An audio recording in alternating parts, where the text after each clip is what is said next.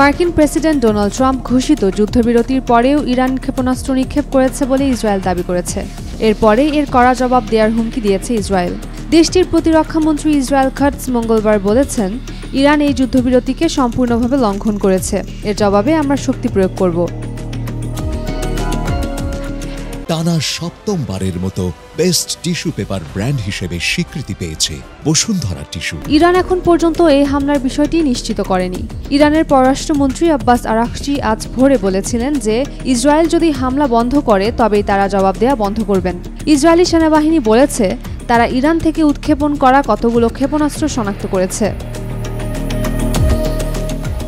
Katz আরও বলেছেন, আমি প্রধানমন্ত্রীর সঙ্গে সমন্বয় করে ইসরায়েলি প্রতিরক্ষা বাহিনীকে নির্দেশ দিয়েছি তেহরানে বিস্তৃত হামলা চালিয়ে শাসক গোষ্ঠীর লক্ষ্যবস্তু এবং সন্ত্রাসী অবকাঠামো ধ্বংস করতে।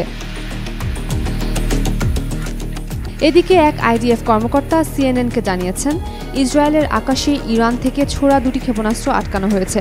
এর আগে মঙ্গলবার সকালে ইসরায়েলি সেনাবাহিনী জানায় ইরানের সঙ্গে যুদ্ধবিরতি কার্যকর হয়েছে, তবে এরপরও ইরানের দিক থেকে ক্ষেপণাস্ত্র নিক্ষেপের অভিযোগ এনে ইসরায়েল বলছে তারা যুদ্ধবিরতির নিয়ম ভেঙেছে এবং এর কড়া জবাব দেয়া হবে।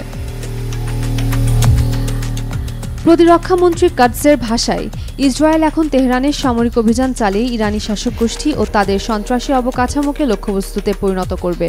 বিশ্লেষকরা বলছেন, এই পরিস্থিতি যুদ্ধবিরতির ভবিষ্যৎ নিয়ে অনিশ্চয়তা তৈরি করেছে এবং নতুন করে মধ্যপ্রাচ্যে উত্তেজনা বাড়তে পারে।